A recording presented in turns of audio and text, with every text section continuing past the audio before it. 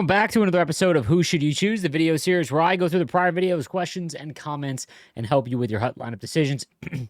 I want to again start by saying that the fantasy cards for the Four Nations event, you've only got a few days to complete them. I believe it's by Wednesday at 5, if memory serves. They are ending that set before the event starts, which I think is the right way to do it. They only play 4 games, so don't get super hung up if you can't get one. I think that they're a great addition to the event. I kind of wish that they were +1 for every point they got, just because they only play 4 games in total. So it's just the odds that any of these guys go up by even more than 2 would just be pretty surprising given the talent that they're going to go up against. But nonetheless, I did want to bring that up. If you're a newer player, be sure to check out Moments. Go all the way to the end, like the first moments that the game launched. There's the fantasy hockey events. Complete those moments. You'll get 4 fantasy collectibles. If anyone who has not done that, make sure you do that, and then you will be able to almost make a random account-bound set very cheap. It's only about 6 collectibles, and if you get 4 for free, that's obviously very cheaper. The last thing I want to mention about making these cards, specifically, I was taking a look at the auction house earlier, and 87 overalls are still kind of expensive, around 40,000 coins, and trying to make a set or master set item or anything like that with 87s is just very expensive. It's just very expensive. So that being said, if you do the 83 and above items, I believe you need 7 of them to make 1 collectible. It works out to about 24,500. I'm not going to give you the price point. Just do the math before you go out and buy them.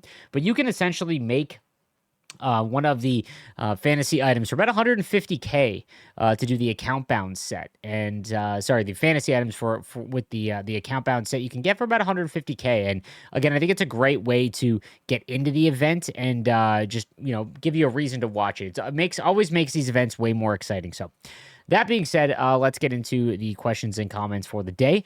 We'll start with Snem. Hey, Slaves, love your stuff. Keep it up. Can anyone explain the XP tokens to me? I have Sergachev XP, Brad XP, and others, for example. I noticed some start at 80, others start higher, as well as the colors of the XP tokens being orange or green. Why are they changing this up and not just having XP tokens to use? They're changing it up because it's for every season. So every season they release 5 or 6 players, one at each position, that you can use in your lineup. It is a good addition to the game. And then as you go through the XP path, you unlock tokens from that season to upgrade that season's XP cards. So like Ekblad is one. They go up to 90 overall, so they are definitely worth doing, and you'll just get them passively by upgrading. Now you have to take a look at the season that they're in. So the ones that start at 80 overall, those are season 1s. The ones that start at 83, I believe, are season 2, and then 85, I think, was this season's. Memory serves, so that is why. Jackpot says, Sleeves, buy the math. So Jackpot, thank you again. Brought to my attention that it is just much cheaper doing 83s. Trying to make the master set or the fantasy hockey event set. They're going for about 3,400 at the time of this that he was looking at it. So about 142,000 coins at that price point. Guys, just because I'm saying do them now, if someone buys up all the 83s, don't buy them. Like, this will happen. This is why I don't talk about price points very often. You're going to see, I bet they're up at 4K by the time this recording comes out. But just wait. They'll fall in price. People will forget this video. I just want to bring it to everyone's attention that maybe isn't paying attention. If you're just looking at the highest way to do it, which would be 87 overalls, you can get it much cheaper by doing it that route. So just keep that in mind. Stores says, hey, Slaves, lineup question here for you. What should be my next move? He's got Ultimate Team of the Year Mac, Sakic, McDavid, Larkin, Kucherov, Hull. On the back end, he's got Makar, Ekholm, Keller. Okay, so not a defenseman. Strome was only in my lineup because of synergies. Dude.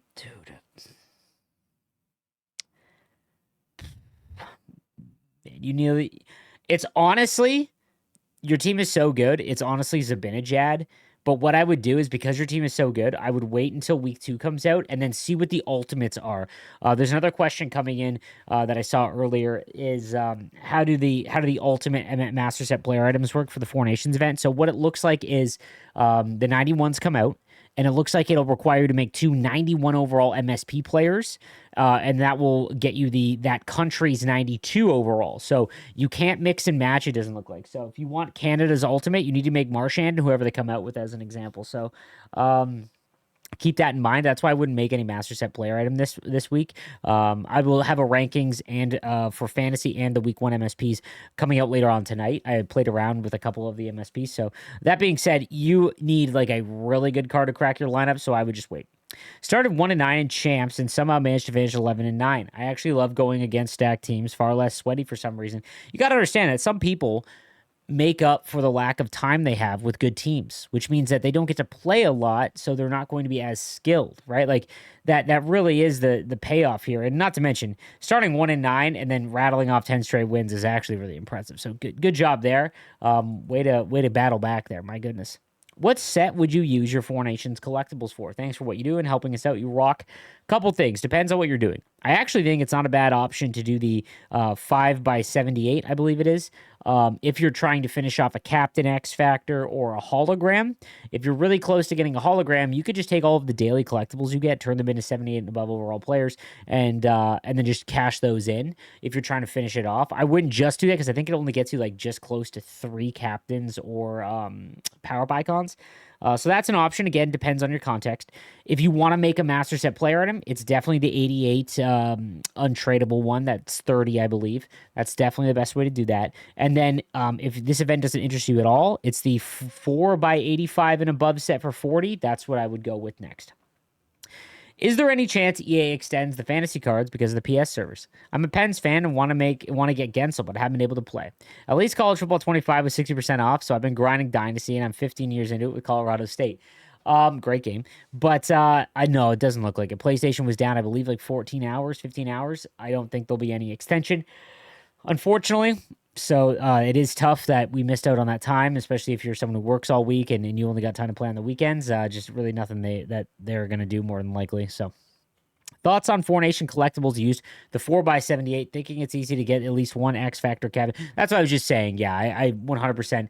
I wouldn't do that if you haven't started, but it's not a bad idea. I'm about 2, I believe, away from making a modern hologram icon, and I'm contemplating it, although I really want Mikko Rantanen. Hey, Sleeves, is there going to be a 92 Ultimate Master for each nation or just Canada? Each country, it looks like. So there will be, like Team USA. I hope it's Matthews. Like, good Lord, we just haven't gotten a lot of Matthews cards. Give us a Master Set item. I don't know who else they would make that isn't already been highlighted a lot. Like, obviously, McDavid and McKinnon would be a pretty tough choice considering they just got Ultimates, or they got Team of the Years. Although the Team of the Year would then shoot up. So there's that. That'd be pretty sweet. Endurance wouldn't be so bad if long changes weren't also line changes weren't also broken. Well, broken, they will sometimes ignore requested change, and other times they'll go change when you are defending, especially when it's a long change. It's made even worse because they don't have the ability to do the proper on-the-fly change and don't come off the ice till the player has left. Bro, line changes are absolutely scuffed in this game. It is so frustrating the amount of times my defenseman will just go for a change, even though he's the only one left defending. They're awful. I've had to deliberately, every time there's a rush, I now change a line. Like, I don't even back check. I immediately change the line the second I lose the puck because I don't want to be caught out there. It's brutal. Hi, I'm Ken. With the PS servers down, I now realize that I'm addicted to this game. At least we're getting another blizzard outside so I can go out and touch ice. Brother, I feel like a lot of people realize that they are addicted to this game when they weren't able to play. It's annoying. Like, it's crazy that it's 2025 and like the servers can go on for that long. But man, I remember like 2011, they were down for like 20 days or something crazy. I think Lizard Squad got him. Like, that was nuts. And that was like peak Destiny too, I'm pretty sure. No, it couldn't have been Destiny because that was 2014. I'm misremembering. You mentioned the other day a way to defend the stupid one-timer. Do you have a video out, or can you quickly explain what you mean? Seems to be the only way I get scored on. So, yeah, I do have a video on this, and in my strategies video, I show people how to actually do it. You want to manually select players. So you can manually select a player. I'm going to say this in quotes because it's kind of broken, but nonetheless, if you hold down the right trigger and then aim the right stick in the direction of the player you want to select. So let's say someone's in the bottom right corner and the top left defenseman is the one that you got to cover. You can hold down right trigger, aim the right thumbstick up towards that winger, and then you can manually sit him there to intercept the passes. Tight point will help them keep up towards the point, but I also have a video that will go over showing you how to explain it, but that's probably the best way to do it. Line A and Gensel are clearly the best, in my opinion. Gensel has 27 goals in 53 games, and Line A is going to get power play minutes, obviously. Yeah, I mean, if I were ranking them, honestly, I think that Line A is number 1. I think that Line A is going to have the most opportunity. They're going to force feed him. Finland does not have a particularly really strong roster in this tournament compared to the other countries. And I think that, Line is a hometown, it's a Montreal Canadian player. And at the Bell Center, they're just going to force feed him, I think. And he's going to get power play 1 minute. And if he just staples his ass cheeks right to the face-off dot, I can see him just lighting it up. Gensel's a good option too. He's probably the best pure goal scorer. Gensel's up there too, but Gensel has been, Liney's been up there too, but Gensel has been really impressive this year. So, yeah, and I think he's playing with Matthews and Hughes too, which is crazy. So, again, going to get a lot of options here, but I don't expect any of them to be over 92. If one of them hits 93, like that's a huge W, especially if you do the account bound and get it. I don't think it's worth making the 15 player set for them. You're looking at about like 350,000 coins to make one of the like master set items, unless you are a diehard fan of that player. Just not worth it. I like the slow progression because this year I can actually use players I love without them getting blown out by everyone. 100% agree. I think that the slow progression is okay. Like, I think that we're just not used to it. And we get kind of like, LOL, it's 90 overalls in February. That's even last year, it slowed down considerably. And we didn't even get really 99s guaranteed across the board at all throughout the game. So I do like it because when you get to 99 HUT, the game is completely chalked. The game is not developed for 99 overall attributes. It's developed at base attributes, right? And the further we get away from launch, even if you don't like the gameplay, it's further and further away from with how the game was developed. So that's just kind of the issue. I like what Alan said here. It also means that players don't get new cards though. Double-edged sword. I'd love another Bouchard, Nugent, Hyman, but they're not very good now, sadly. Yeah, exactly. Getting new cards. There's just so much fewer cards released each year. Like we're talking about thousands fewer released year over year. Like there's only like Team of the Week is only 6 cards as opposed to a full lineup, right? So that alone is just hundreds. So definitely an issue there.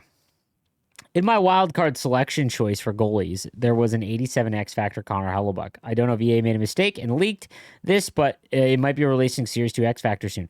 We got a Bowen Byram in like December, so they've been in the game since the December patch. I don't know what they're doing with X Factors. Like, I don't know if they pivoted. I don't know if Series 2 was the PWHL. But even if Series 2 was the PWHL, then Series 3 should be released like now. I would assume they come eventually, but, it is unfortunate because Connor Hellebuck, Team of the Year owners that went out and made Connor Hellebuck over someone else maybe. Now all the people that chose someone else, we can just go and make Connor Hellebuck his X Factor and upgrade him all the way. He does look to be a captain, by the way, so he is going to continue upgrading. So, we've got one more question here that I liked. You just can't see it. Sorry. Sleeves, quick lineup question. I have Larkin and Team of the Year Mac, Davo, and Heisey. Do I move Heisey down and put Larkin center number 1? Also, do you think it's okay to mismatch D? For instance, I have Team of the Year Keller and McCarr. Could I put McCarr and Pronger and then move Keller down so the bigger guy to smaller guy? Sorry for the long question. I would make sure that you've got offhanded defensemen, especially in 25. D-to-D one-timer is just such a impactful way to score, especially online. You have to have that option available to you, in my opinion. In terms of Larkin, I think, yeah, you can move Heisey down. Larkin's card is just as fast as them, and it would just make an insanely fast first line. Not that Heisey's slow. But yeah, I'd probably put Larkin line 1. I would. I think that would probably be the play, and then go from there. We'll just go on to some random ones. I pulled a tradable Mikko Rantanen and was wondering if I should use him or sell him. Same with 90 overall Jordan Kyrou. Mikko Rantanen's card is pretty incredible. It's going to have some long-lasting value, I think. I would play with the card a little bit, and then if you like him, keep him. But there's no rush to sell. Wait for week 2 and see what's out there. But Mikko Rantanen's card is incredible. 90 Jordan Kyrou, you can probably sell him now and still get quite a bit because he is so fast that even though he's only 90 overall, the progression still hasn't really caught up. So yeah, you can go ahead and sell him. He's going to probably fall in price pretty shortly. So should have been Crosby instead of Marchand. Don't disagree, but it could still be I could see Crosby being the captain card, like the ultimate card. Even though he already got a off the charts one, I could definitely see it. They've doubled up MSPs before. I mean, Leach got like 7 last year. So Hi, Sleeves. Always appreciate your time. Big Kraken fan. The wife and I watch all the games together. Yeah, I know. Just want to say thanks for the build your favorite players mantra. It really strikes home and how this game should be played. I plan to buy Fantasy Everly soon since he's coming back from injury. Fingers crossed. And pour out some of my 300,000 plus coins. Yeah, it's going to be expensive. Everly's card was one of the worst fantasy, ends up being one of the worst fantasies, so awfully tough there. How do you think I could get four nations players for objectives? These are the players I have for each country. How do you get more? One way would be to do the 88 overall untradeable set. That at least gives you another one for that country. I don't really know, like, if you do all of the four nations objectives, you can essentially get one more 88 overall player. I think you get 24 collectibles. You need 30 to make an 88 overall. So it is worth doing, but I would wait for week 2 as well. Like, you'll get more cards throughout that release. So it's not something I would rush out and do. Like, if you can't get any cards for it, passively do it, right? Then I would wait for week 2, do wild card, and then, and see where you're at with the daily collectibles in the store, and then kind of make that decision if you're going to go for the objectives or not. So event is so expensive, especially right after Team of the Year. It is expensive. I think that if you break it down, though, it is a little bit cheaper than you think if you go from the lower overalls, because there's so many low overalls being pulled. The market price for them hasn't matched what 87s are, because less 87s just get pulled. That's how it is. So while it is expensive, I got to say, I think the Four Nations event is actually good when you consider that it's almost always the least entertaining event, because Team of the Year is just so good every year. There's no way to really make the master set items from that event like good and interesting, right? Like they're not going to upgrade for free, and they're not going to have free zone abilities or all these abilities in general. I think they did a pretty good job at least making the event interesting with all of the different mechanics. The fantasy cards are great, expensive, and obviously not really going to score. I really wish they would do points instead of goals, but nonetheless, here we are. I agree with the Ken's comment. I touched grass on Friday, left at 2:30 for a concert, wasn't home until 2. I don't care to do my chores anymore, hardly care to get my 30 online wins. Once you break the addiction cycle, you're free until next October. I made a chair in the snow today. Can't wait to hear how you killed it at Four Nations. Appreciate that, dude. Yeah, man, like, it's so wild. I was talking about this in another video. If you just go a week without playing the game and you bust like the need to get everything done, you'd be stunned at how disinterested it is, and you'll appreciation of your time when a new game comes out and you'll play it. It's not like you have to completely give up on HUT, but guys, I'll be honest with you. I make content for this game year round. This is the least I have played NHL. I'm still very busy because instead of playing the game, I'm making videos and things like that, but I'm not killing myself trying to get objectives done. If I don't want to do them, I just don't do them. I get to 10 wins in HUT champs, and then I just stop because I want to hang out with my family on the weekend a little bit more, or I try to get it done. I don't feel like playing 20 full games, right? So I think that's really important. I think a lot of people, once you like break away for like a week, you're like, oh, is that so bad? Especially after Team of the Year, because the interest kind of dies down because there won't be an event like that until Team of the Season. Thoughts on them giving Trouba and getting milestone cards this week? I don't. Maybe, but milestones have been so hit or miss. Like sometimes they did the transaction for Rantanen immediately, but like then they didn't do milestones for like Kucherov for like 2 months, or I don't even know if they did one. It's very hit or miss. I'm not really sure if you should expect that, but that's going to do it for today's episode of Who Should You Choose. Thank you guys again for watching. This episode 85 already, so 15 more to 100. Thank you guys again for watching. I will be doing a ranking for the Fantasy and Four Nations Master Set items. That'll be out later tonight. Thank you guys again for watching. I'll see you next time. Have a good one.